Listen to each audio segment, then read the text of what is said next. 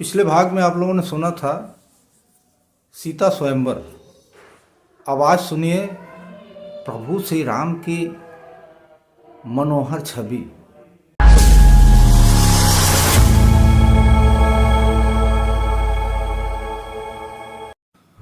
ओम श्री परमात्मने नमः। आज आप लोगों के समक्ष बालकांड का दोहा नंबर 241 से 243 तक प्रस्तुत किया जा रहा है।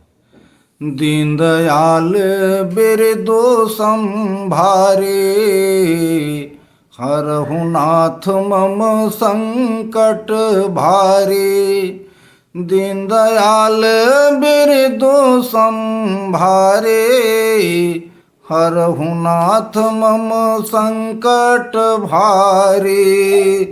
राजकुंवर तेहि अवसर आए, मनहु मनोहर तातन छाए।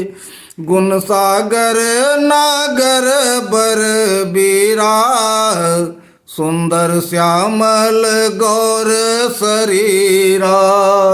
राज समाज विराजत रूरे, उडगन महु जनु जुग विधु पूरे। जिनकी रही भावना जैसे, प्रभु मूर्ति तिन देखी तैसी। देखै रूप महारन धीरा, मनहु वीर रसु धरे शरीरा। डरे कुटिल निप प्रभु ही निहारी, मनहु भयानक मूरति भारी। रहे असुर छल छोनिप बेसा, तिन प्रभु प्रगट काल सम देखा। पुरबासिन देखे दो भाई, नरभूषण लोचन सुखदाई। दीनदयाल बिरदो संभारे, हरहु नाथ मम संकट भारे। दीनदयाल बिरदो संभारे, हरहु नाथ मम संकट भारे। नारी बिलो कहीं हरसिया, निज निज रूप रुचि अनुरूप। जनु सोहत सिंगार धरे, मूरति परम अनूप। दीनदयाल बिरदो संभारे, हरहु नाथ मम संकट भारे। दीनदयाल बिरदो संभारे, हरहु नाथ मम संकट भारे। विदूषण प्रभु विराटमय दिशा, बहुमुख कर पग लोचन सीसा।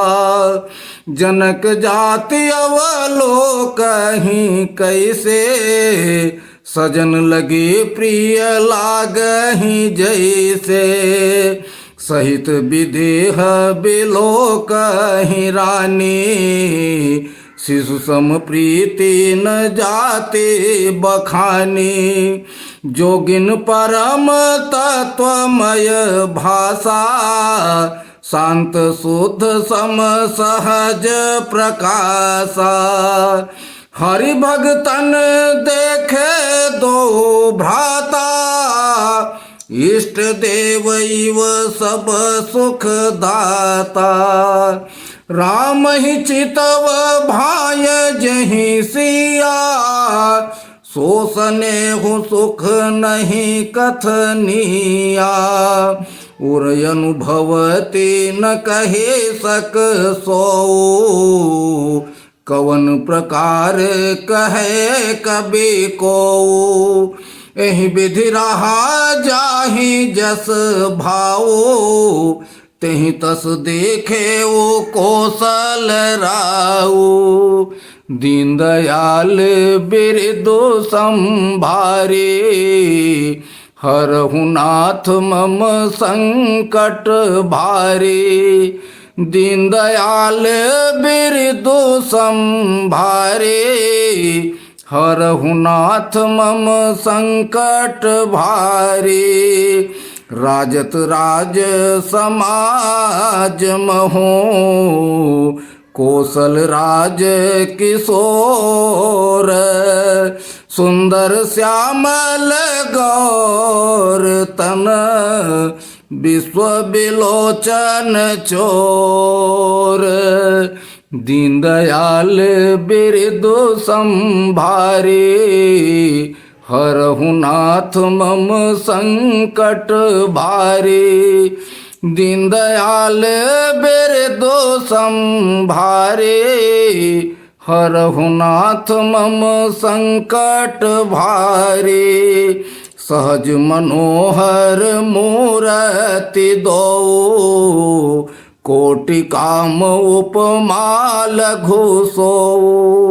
शरद चंद निंदक मुख नीके, नीरज नयन भावते जी के। चितवनी चारो मार मनोहरनी, भावती हृदय जाते नहीं बरनी। कल कपोल श्रुति कुंडल लोला, चिबुक अधर सुंदर मृदु बोला। कुमुद बंधु कर निंदक हासा, भृगुटि विकट मनोहर नासा। भाल विशाल तिलक झलकाही, कच बिलोकियली अवली लजाही। पीत चौतनी सिरनी सुहाई, कुसुम कली बीच बीच बनाई। रेखे रुचिर कंबुकल गीवा, जनु त्रिभुवन सुषमा के सीवा। दीनदयाल बिरदो संभारे, हरहु नाथ मम संकट भारे। दीनदयाल बिरदो संभारे, हरहु नाथ मम संकट भारे। कुंजर मणि कंठा कलित, उरनी तुलसी का माल। वृषभ कंध के हरे ठमने, बल निधि बाहो विशाल। दीनदयाल बिरदो संभारे, हरहु नाथ मम संकट भारे। दीनदयाल बिरदो संभारे, हरहु नाथ मम संकट भारे। बोलिए सियावर रामचंद्र की जय। गोस्वामी तुलसीदास जी द्वारा रचित इन चौपाइयों का अर्थ इस प्रकार है। गोस्वामी कहते हैं कि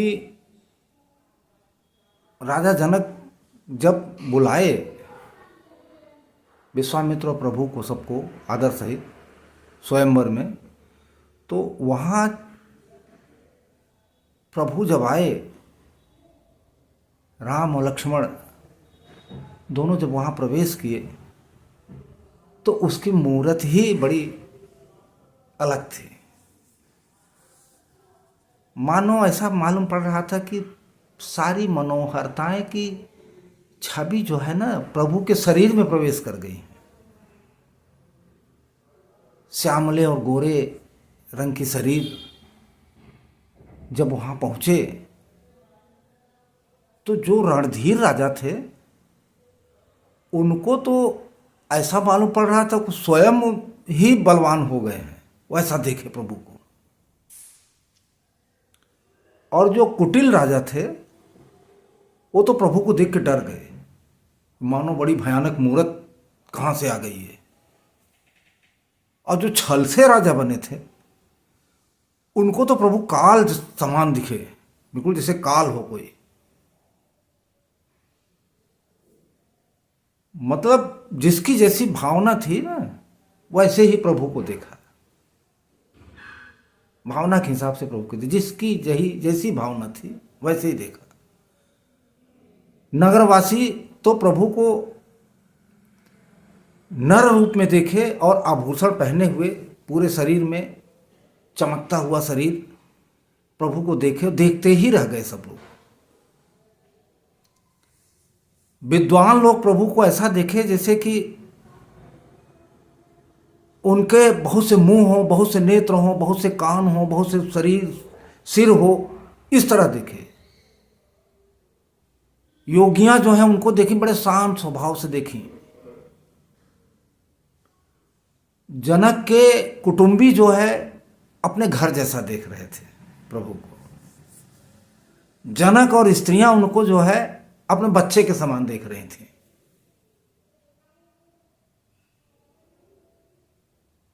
प्रभु का ऐसा मूर्ति थी, ऐसा रूप था, ऐसा वो था कि करोड़ों कामदेव भी लजा जाएंगे, ऐसा उनका वो था। सुंदर शरीर, आभूषण चार हाथों में, हृदय पे गजमुक्ताओं की माला, तुलसी की माला, घुंघराले बाल तो ऐसे थे कि भंवरों की पंक्तियां भी लजा जाती हैं, शर्मा जाती हैं। उनका मुख ऐसा था कि शरद ऋतु का जो चंद्रमा होता है ना, वो भी फीका पड़ जाता है। जिसकी जैसी भावना थी, कोसलाधीश की मूरत वैसी देखी प्रभु की। जिसकी जैसी भावना थी वैसी ही मूरत देखी, क्योंकि प्रभु अब भगवान है, प्रभु हैं, ईश्वर हैं। उनको कौन, उनकी तुलना किसी से की जा सकती है? बिल्कुल नहीं की जा सकती।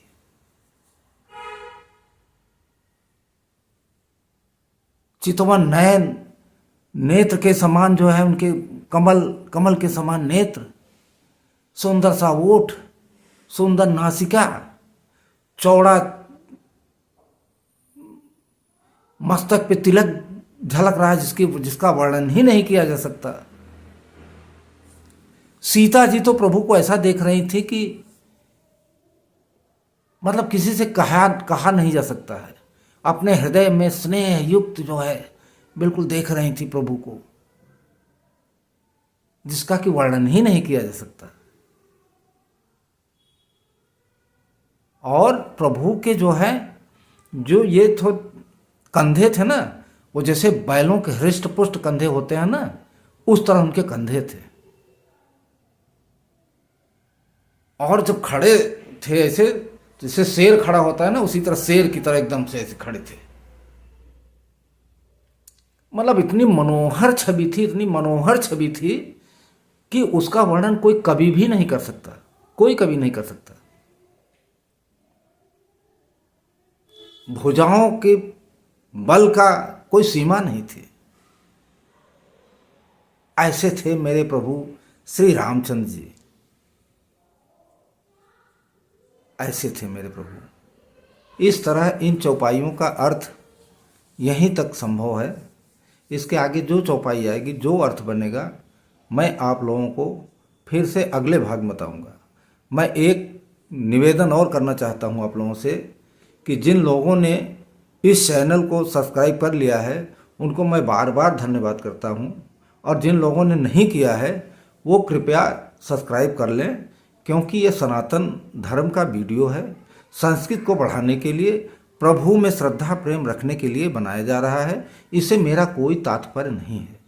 मैं इसीलिए बना रहा हूँ कि इससे सब लोग लाभान्वित हों, और जब आप लाभान्वित हों तो दूसरे को भी शेयर कीजिए और इसको लाइक कर दीजिए, और कमेंट बॉक्स में जय श्री राम जरूर से जरूर लिखिए। मैं यही अपेक्षा करता हूँ। जय श्री राम, राधे राधे। बोलिए सियावर रामचंद्र की जय, पवन सुत हनुमान की जय।